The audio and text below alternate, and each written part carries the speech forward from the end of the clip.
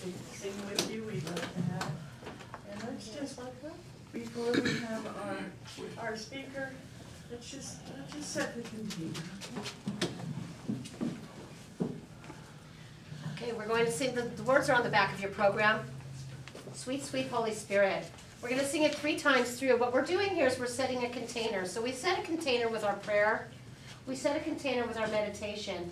And now we are going to seal this container of love, light, and energy around us by singing Sweet, Sweet Holy Spirit 3 times through. May the sweet, sweet Holy Spirit fill this place. May the sweet, sweet Holy Spirit fill this place. May we wrap it all around, this feeling that we found. And may the sweet, sweet Holy Spirit fill this place. May the sweet, sweet Holy Spirit fill this place. May the sweet, sweet Holy Spirit fill this place. May we wrap it all around, this feeling that we found. And may the sweet, sweet Holy Spirit fill this place. May the sweet, sweet Holy Spirit fill this place. May the sweet, sweet Holy Spirit fill this place. May we wrap it all around, this feeling that we found. And may the sweet, sweet Holy Spirit fill this place. Nice deep breath, breathe that in. And keep that energy circling you now and always. So you get to stay standing. Oh, gee. I'll tap dance a little bit from the end. Okay. And so we're going to be hearing a talk this morning by our wonderful Reverend Dr. Ayleen. And I love your dress, it's beautiful. We both got the flower notification. I work hard. Well, good morning, everyone. Good morning. Good morning. And I'm so happy you're here. I'm so happy that you've joined us today. And today, I really felt called to share some of the thoughts on prerequisites. And anybody who's ever been to college, you know the prerequisites. You want to get into the meat of what you're studying. You want to jump into that medical training or that engineering training, and then you're told, I'm sorry, there are prerequisites for this course. And you're going, I want to get to the meat. I want to get to the good stuff. I don't want to do the little piddly stuff. But the thing is, there's a reason for prerequisites. Prerequisites give us the foundation. Prerequisites kind of allow us to get up to speed. And whether or not it's the actual subject itself, but the aspect of the practice of studying. It may seem a little bit easier, bless you. It may seem a little bit, on the easy side. It may even seem like, I've been through this, I know this, let me get to the good stuff. But the thing is, we can't truly enjoy the good stuff if we don't have that good solid foundation. You can have the nicest house in the whole wide world, but if the foundation is off, it's going to tilt. So what are the prerequisites for a spiritual life? It's called Humanity 101. If we can embrace our humanity, it doesn't matter what belief system you have, it doesn't matter how you carry it, how you hold it, whether it's a huge lineage or whether or not it's just something within you. Humanity 101 has got to be the foundation for everything. We can connect with spirit, but can we connect with each other? Can we see spirit, and can we see it in each other? Can we appreciate all the gifts that the universe, God, creator, however you envision that, all of those gifts, without seeing the gifts that each and every one of us give on a daily basis to this world?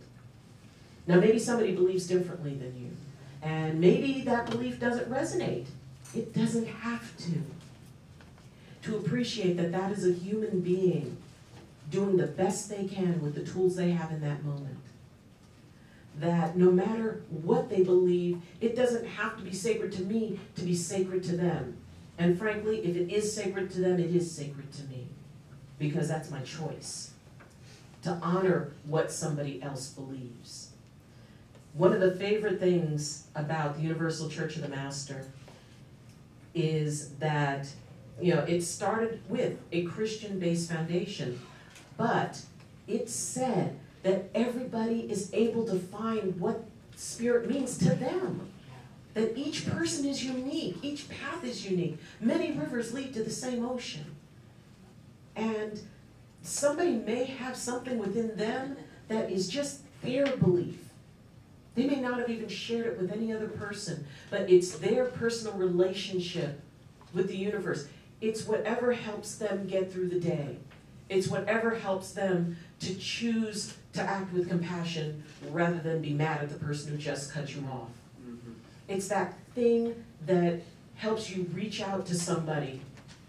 It's that little thing that if somebody is off by the side of the road waving you down for help, the fact whether or not you agree with what their bumper sticker says does not determine whether you pull over to help. Right. In fact, even if it's an opposing viewpoint, pull over, because then they can see that maybe they don't have the whole picture. Maybe someone who is a part of a group that they fear stops to help them. There was an amazing video on YouTube, and it was a protest, and a racist, like hardcore racist, got knocked down, and a black woman came and shielded him from the other protesters. Wow.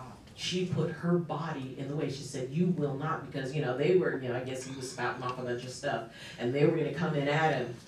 And a woman who belonged to the group that he resented placed herself between him and their fists. Wow.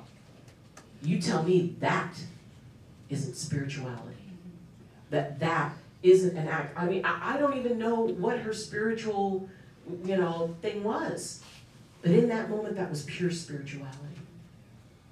Now, I find it interesting when people say it's like, well, I'm spiritual but not religious. And to me, that's sort of weird, because to me, spirituality is where you're going. Religion is how you get there. You choose your own. You know, maybe you're a part of a religion that's been around for thousands and thousands and thousands of years. Or maybe you have created something in your heart that is a unique relationship that is yours. And that is just as valid as anything that's been around for 1,000 years. It's what you believe. What is your truth? It's what allows you to act in a way that you are in alignment with. There's light and shadow in every single one of us. That is my belief. And that's okay. Because the thing is that it's the balancing of our light and shadow. It is the choosing. Yes, we are always going to have an impulse to do something, but that doesn't mean we choose to do it. That's when we look into that humanity piece within us. That's when somebody is speaking, you know, about something that is totally opposed to what you believe in, that you can still sit there and go, well, they're a human being. And if there's nothing else, we have that in common. I will grant them their humanity. I will grant them the right to have an opinion that I think is absolutely ignorant. Because I don't know how they might feel about mine. But if the two of us are at least willing to say that we're both human, that gives us something in common. You know, we live in a world right now that's very, very, very divided, very polarized. And honestly, I believe down to the core of my being, we're going to be fine. all of this, it's like a giant pendulum swinging, you know, and it's like, okay, the kettle of crazy has been dumped, and we're gonna deal with it. But the thing is, there have been so many times in history where people probably thought, man, this nightmare is never gonna end. The Great Depression, you know, during the Dust Bowl, the Civil Rights Movement. How many people during that time probably thought, you know what, we're never gonna make it. We're never gonna have equality. There is always gonna be a fight. But the thing is that enough people were willing to go, okay, that's all possibly true, but I'm still gonna fight anyway. Just because you fight something doesn't mean you take away someone's humanity. Just because you disagree with someone doesn't mean that you take away their humanity. They may be a human that disagrees with you. They may be a human that you feel is totally wrong. But what someone believes and what they do is not necessarily who they are. Because what they believe and what they do is based on now. It's based on the moment. It's based on the tools they have in that moment. It's not who they are 10 years from now. It's not who they are or who they were 20 years ago. I'm certainly not the same person that I was, 10 years ago, 15 years ago. And life changes. Life changes us. We learn. We learn from the things that we are experiencing. You act based on the best information you have at the time. And that may create certain thoughts in your mind. Well, this is right and this is wrong. I'm sorry, I don't go right and wrong. I have a problem with those phrases. Good and bad, because they're all relative. What is your truth? Someone could have a truth that I think is totally wrong, but then again, it doesn't have to be mine. I don't have to own their truth. And the fact that you can get somebody or bully somebody or browbeat somebody or badger somebody into grudgingly agreeing with you does not make it their truth either.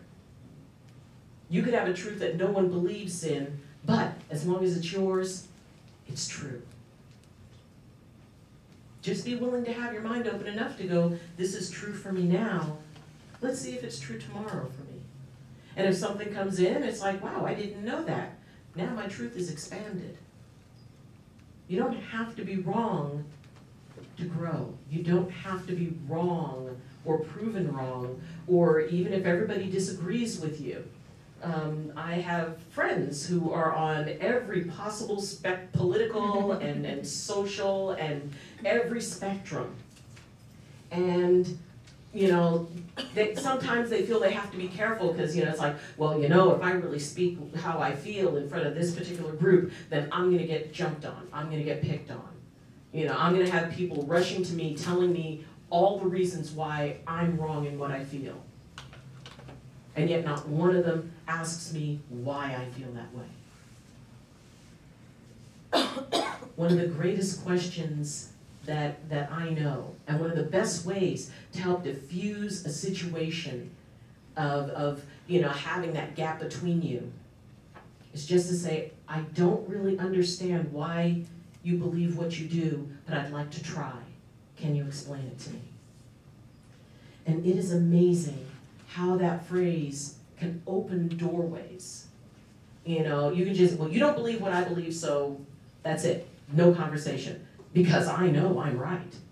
I know that what I feel is right, and I'm going to defend it, and I really don't have a concern over how you feel about it. That's not important because I know I'm right. It's like, well, you're right to you today in this moment based on what you know. This is a big universe, and there's a lot we don't know. I mean, half the time I don't even know where my keys are. So. These 4 words, Ayleen. Please help me understand. Yes, amazing. Please help me understand. And really be open to it. Once you say that phrase, stop talking and listen. Oh. And the thing is, it's like listening. If you're so busy formulating the idea in your mind of what you're going to say, you're not really listening to that person. Maybe when they're finished, repeat back and say, okay, this is what I heard.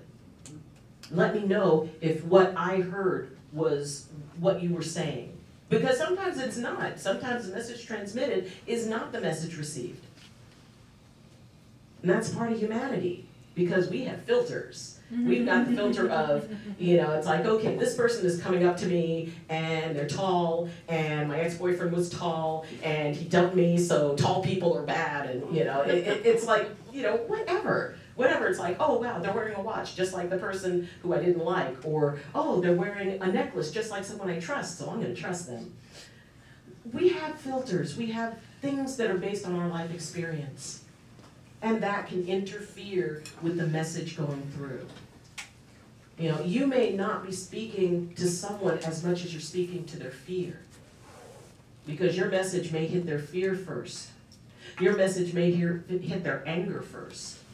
Have you ever had a situation where you say something that you swear is totally innocent, and then all of a sudden, you're facing this like, oh my gosh, why are you so angry? Well, you said, it's like, well, yeah, but what did I say? What did I say that, and you're really trying to figure out how it could have been so misinterpreted. It went through a filter that you didn't know about. That's also part of the humanity. Maybe what you hear is not really what you're hearing. Maybe what you hear has that little, from, your own perception, your own inner critic. It's like when somebody goes, wow, you look really nice today. And it comes in, wow, you look really nice today. It hits that filter and the inner critic goes, oh, so you don't look nice every day. And that's the message that comes in. It goes, oh, so I don't look nice every day? Well, no, that's not what I said. I was just trying to, never mind. It really is. Sometimes it can be very hard to communicate. It can be very hard to be able to sit down and talk with somebody and not have two people talking at each other. When you're able to stop and pay attention, it's amazing what you can pick up. When you realize, maybe I don't have the whole story. Maybe what I believe is a part of a much bigger story. And I have every right to add to that story. It's like a giant, beautiful tapestry with every little strand adding something to it. But one strand may not be like another. And we don't all have to be the same. And that's the most wonderful thing. Spirit manifests infinitely. In each and every one of us, it manifests in a different way. If someone says, my plant is telling me that, that I need to have a good day, or it's helping me out, it's like, what? I have no idea that their plant isn't saying it. Frankly, I got plants that talk to me all the time. So it's okay. If somebody says something that seems really, sort of out the box, or maybe even, kind of triggers something in you. If somebody says something to me and it triggers something in me, I know that that's something I need to work on. It's like, oh, wow, that took me out of the place I want to be. That took me away from the me that I was enjoying being. The way I define forgiveness is that a person or event no longer has the ability to make me feel something I don't want to feel. So that, if every time I think of a person, I think of, how angry they made me. Well, then I'm angry. I don't want to be angry. Unless I do for some reason, and it's like, okay, then that's another little party in my head that I'm going to go to. But when you can take away the story, the attachment, the hurt, you don't have to pretend like something didn't hurt. If somebody did something crappy, yeah, I am fully supportive of consequences. I think consequences are awesome. Because any action we do, and if we consider that any action we do, any word we say, it's like, well, I'm going to make this bold statement right now, well, then you better be willing to walk it afterwards. Don't come to me and say, oh, well, I was just mad, or I was just this. Before, when I was getting ready to marry my, well, now ex-husband, but when we were dating, and I knew he came from a family where, you know, they tended to say whatever they felt like, and, you know, sometimes it could be kind of mean, and I would sit and watch, and I'd known the family. I mean, we lived a house down from each other when I was in kindergarten, so I knew his family a long time. And so we were sitting, and, you know, he was talking about how he's like, well, you know, you just say what you say, and da-da-da-da, and nobody takes it seriously. And I sat there for a moment, and I said, well, that's great for you guys, but understand that anything and everything you say to me, I will remember for the rest of my natural life. And if it goes badly, so will you. And he looked at me and he goes, really? And I said, uh-huh. I said, so whatever you say to me, make sure you mean it. Make sure that that's your truth. Take a second to take a breath and say, do I really want her remembering this the rest of our natural lives? Because it's human to lash out. It's human to get scared. It's human to react as opposed to choose action. It is also human to be compassionate. It's human to say, you know what? I'm hurting, but I'm not going to take that hurt out on someone else. I'm going to use my tools and go, you know what? I just need some time to myself. As long as we can remember that we're human, as long as we can remember that we all say things and do things that, you know, at some point we wish we didn't. But the thing is, often that will lead to something good. It will lead to growth. It will lead to understanding. It will lead to compassion. So I always tell this, like, oh, well, I pray for patience. It's like, no, don't. Because then the universe will line up everything that can work your last nerve so you can practice it. Yeah. But it's a good thing. You know, you pray for strength, you're going to be challenged. You pray for compassion, everything that could possibly take your compassion away from you will be given to you. Because a muscle grows stronger when it is worked. You know, relationships can be really, really tough.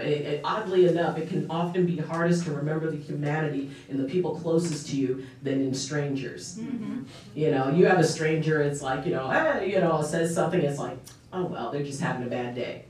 You get somebody who you're in a relationship with, excuse me? Oh, this is about to become a bad day. And it's so much harder because there's attachment. Because what that person thinks means something to you. And often, the greater the love between two people, the more they can work each other's nerves. Because that's the person who you let in. So the idea that we can remember our humanity, that we can remember the humanity in others, that we can embrace the fact that we are all completely different, and that's okay. That we can believe different things, that something may resonate with me, something may not. Those of you who know me know that there are many different paths that I walk, you know, and I've been so blessed to be able to study with healers and practitioners, you know, in the, you know, Amazonian rainforest and in Africa, you know, and in Costa Rica and in Mexico and England, and, you know, and just being able to participate and see how different people hold their prayer, how different people communicate with that consciousness, however they define it. I've got an amazing nephew who is probably one of the gentlest people I know, and I celebrate Ramadan with him, and I observe it with him. And when he talks to me about when he grew up in a village in Ghana, and they had, you know, their mosque, and then they had a Christian church, and they were all poor. So when the ceiling, you know, when he said, well, you know, when the Christians' ceiling is leaking, we go fix it. And when our ceiling is leaking, they come over and fix it. And we help one another. And we, you know, we celebrate separately, then we celebrate together. His entire experience growing up, he never knew that there was anything between Muslims and Christians or any other group, because they were all the same. You know, their humanity was forged in the fact that they were all poor. They had something in common. Find that one thing in common. Maybe someone has political views completely opposed to you, but they also love Chihuahuas passionately. So then when you're with them, you talk about Chihuahuas. That's right. You know, maybe somebody has a religious practice that you don't really understand, but oh my God, you both love gumbo with a passion. Then eat gumbo together. But while you're eating gumbo, or while you're enjoying and petting Chihuahuas, you can say, wow, you know what? You know, I'd love to understand more about what you believe. And then you sit and you talk as humans, being. You know, we are human beings. That means that we're supposed to be being human. It's not that difficult. And during this time of everything, this is actually an excellent time to talk to people about what they believe. To talk to people because people are talking about it. But if you can say, you know what? I don't understand why you believe what you do, but I'd like to try. Can you explain it to me? That means we're talking to a human, and they know they're talking to a human. We are not philosophies. We are not belief systems. We are humans. We are bound by the fact we are one species. We are bound by the fact that within each and every one of us there is a light. And that light exists even in the people who irritate us the most. The trick is finding it. You know, I know, like I said, that we're going to be okay. All of this is going to pass. And when we get to the other side of it, we as a people and a nation are going to know greater strength, greater compassion, and greater understanding than we did before. Because nothing encourages us to see compassion than when we see the absence of it. To create goodness and to create cooperation, you know, than when it's absent. When people are fighting, you notice that one person who is sitting quietly and just trying to say, you know what, it's okay. We're going to be all right. We're going to be all right. We're going to be better than all right. But it's going to be weird until we get to that point. Really, really weird. So we'll actually enjoy weird. Yeah, you may as well ride the ride because, you know, but eventually it will pull into the station. Yes, Kathleen? So what you're talking about just reflects something that's been going on in my mind, you know, just kind of reading the news and just, finding that I need to kind of get to the point where I kind of understand it to be able to sort of reflect that, you know, like a light back out into it. So the MS-13 gang, for instance, you know, the homegrown in Los Angeles gang that's now sort of being blamed on Mexico, and it was actually an El Salvadoran gang. And in reading about them, you find out that satanic worship has come up, and that some of their killings, you know, taking the bodies apart, may have to do with satanic ritual. And so it seems like our leaders are testing people. Can you get them to start calling somebody animals? And so if you look at a Trump quote recently, you know, he clarifies it as the MS-13 gang that are being called animals. Okay, so, yeah, I know. Yeah. I get it. And, you know, and it is. It's important to understand, but the thing is, it's also important to use your discerning mind. It's very easy for things to be said, and it's very easy to just, you know, run away with stuff. And sometimes it takes just giving up news for like a week. Don't watch the news for a week. Just Make a news diet. You know, take a news diet, and then choose. Okay, how much information? How much just information can I get about this? And the thing is that many things are said about many different things, and what is the truth? I don't know. I don't know what the absolute truth is, but I do know that no matter what is said, what is done, we are all divine beings having a human experience. And if we can stay focused on humanity, if we can stay focused on that connection to humanity, there's a special truth that comes with that. It's not about political standing, it's not about, religious differences. It's about the fact that we honestly have more in common than we have that separates us. Yes, ma'am? I have an example of that. A while ago, I went to the dentist, and I mean a while ago, over 10 years ago. And I didn't know the religious aspects of my dentist, and I said if I had to associate with him, because he asked me what I believed, and I said if I had to associate with anything, it would be Wiccan. Now, his belief is trying to convert, but he took the time to ask. And I told him we all had several things in common. We all want to live healthy. We want our family to thrive. We want our community to thrive. And we want to help people the best way. And every community wanted that. And you never saw it in those lights. And he said, in his way, saying thank you because my religion would say. I didn't ask him what his religion was. I didn't care. So that's the point that Ayleen was trying to make.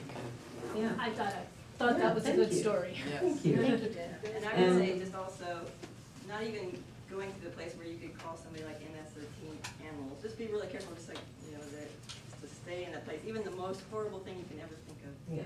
Anything that dehumanizes, any saying towards someone that dehumanizes. When you dehumanize someone else, you lose part of your own humanity. Even if it's just repeating. Even if it's just, maybe they, when you start getting into the they mentality. Don't dehumanize. We're all one species. We're all gifted. Each and every one of us are vital to the universe because each and every one of us is the only us the universe has. So that means each and every one of us are carrying something very special. We're all humans. And as long as we can see each other, if for nothing else, as human, then we've got a place we can start building a bridge. There is a place for transformation. There is a chance. And I'm willing to bet on a chance.